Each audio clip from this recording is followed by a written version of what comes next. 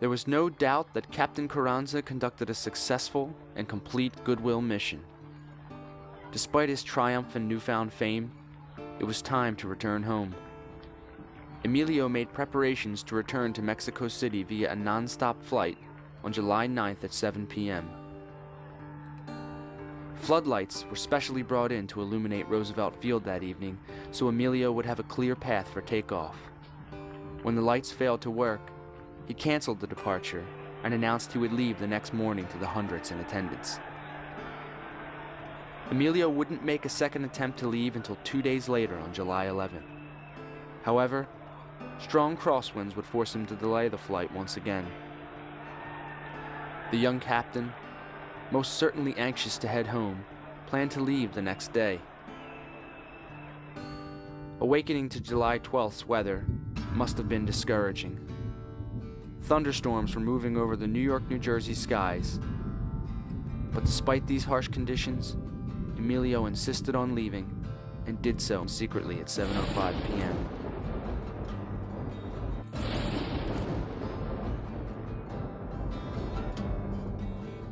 Describing what happened that evening, the New York Times wrote, "The young flyer, anxious to return to his bride of 4 months, slipped away from the Garden City Hotel where he dined Thursday night without telling his father or any of his friends of his intentions to take off." Carranza received a weather report while he was dining. The report informed the airmen that weather conditions were fairly good except in New York State. By hurrying between the showers, Carranza evidently believed he could escape the northern storms.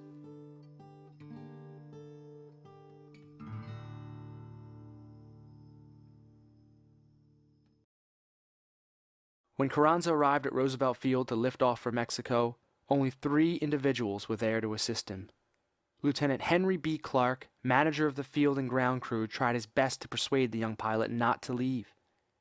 He later commented, "I pleaded with him not to go. I told him the weather was too bad and that it would be a miracle if he even got off the ground. As his was a government flight, we felt that we could not directly stop him from going. But had it been a commercial flight, we never would have permitted the runway to be used on the night he took off."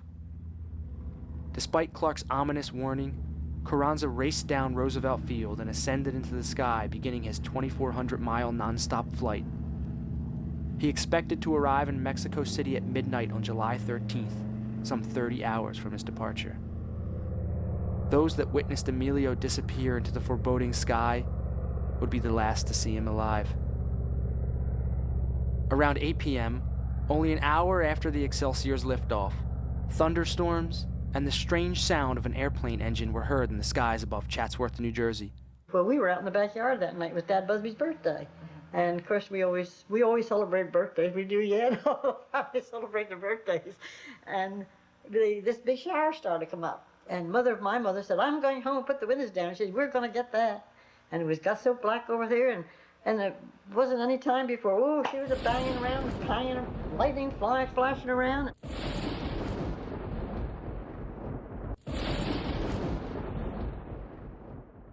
Eventually, the storms passed and all was quiet again. Around 3 p.m. on July 13th, John Henry Carr, a mechanic from Chatsworth, accompanied by his wife and mother, was picking berries along the tracks of the Central Railroad in the Pines. As they made their way along the rails, they came upon large pieces of wood and debris. Mr. Carr, intrigued by what he found, investigated further into the deeper underbrush and came upon an airplane wing. Further in, he found the body of an aviator and the wreckage of a small aircraft in the clearing. The body was quite a ways from the airplane, and the aviator was not wearing a parachute. The Carr family rushed back to town and called County Detective Arthur Carabine of Mount Holly, New Jersey. Detective Carabine picked up John Throckmorton and Henry Carr and raced out to the crash site. Detective Carabine later said he had recognized the young pilot immediately because of his interest in the young aviator's flights, but he still searched the body for positive proof of his identity. From the aviator's coat pocket, Carabine pulled a cable from the Weather Bureau in Washington. The fallen aviator was indeed Captain Emilio Carranza. He also found a $100 bill, a bag with $70 in coins, a letter written in Spanish on stationery from the Waldorf Astoria Hotel, a flight itinerary listing the cities over which he planned to fly, and several maps. Carabine made a final eerie discovery.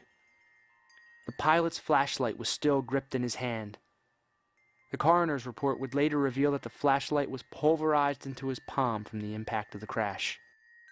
After the detective had completed his investigation, he, Throckmorton, and Carr placed Carranza's body into their car and drove back into Chatsworth to Busby's store. And the next morning, I had company from Pemberton. Mrs. Lippincott was staying with me. We had been, that morning, we had been to Atlantic City. Or that day, we were going to Atlantic City.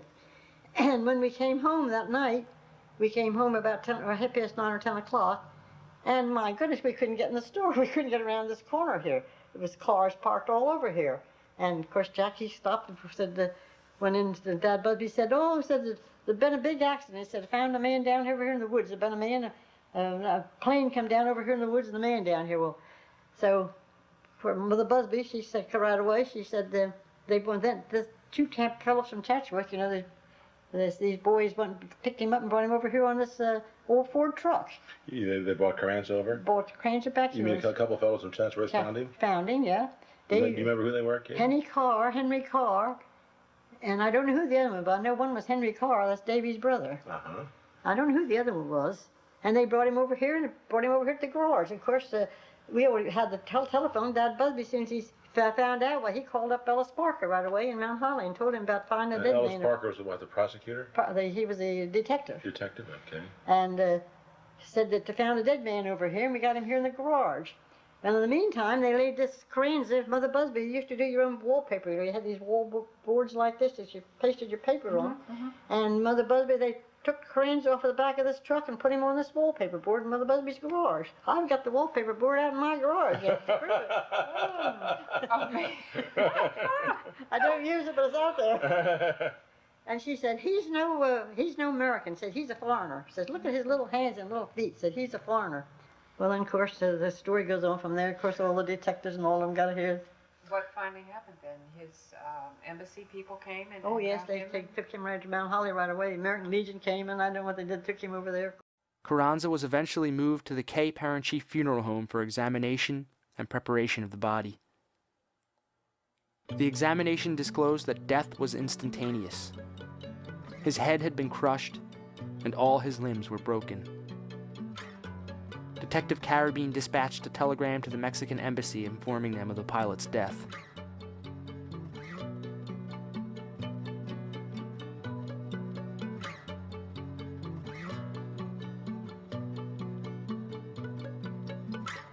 This is but one account of the recovery of Captain Carranza's body. Like so many other moments in his story, his history is plural. There are newspaper accounts that vary from paper to paper, and oral histories that vary even more. Which is the most accurate is difficult to determine, but the various histories seek to cling to Emilio's legacy, if only to be part of his tragic but amazing story. It was big news. It was big news all around the country about this famous Mexican aviator who had crashed in the Jersey Pines. Well, the American Legion of Post 11 got wind of that, and they thought that, hey, you know, we're here, let's organize a search party and let's see what we can do to help find the aviator. So they took off and they come out to the Jersey Pines, and people, there was John Henry Carr, I believe his name was, had seen a sight or thought he saw where an aircraft had went down, and the American Legion went over in that area, and after a short time they found the airplane crash. The Newark Sunday News published an article on July 26, 1970 titled, "Who Retrieved the Body of Mexico's Lindbergh?" Once again, no definitive answers can be found, only an amalgamation of sworn testimonies and newspaper accounts from an era where information traveled at a fraction of the speed we see today. The article states, "The 42-year-old controversy is about what happened to the Mexican hero's body after the crash. According to William C. Doyle, past national commander of the American Legion, the Mount Holly post was responsible for retrieving the body from the piney wilderness. Residents of Chatsworth disagree with this version of the story. There would have been no need to blaze a trail, said 76-year-old Horace Adams on the porch of Busby's store. There was a trail there then, just like there is now.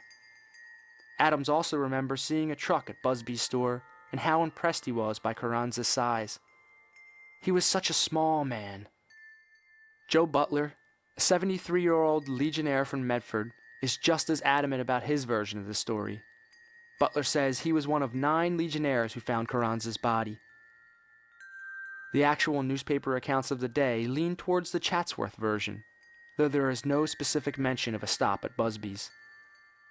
Most accounts agree that Carr first came upon the body, but the stories diverge greatly after that.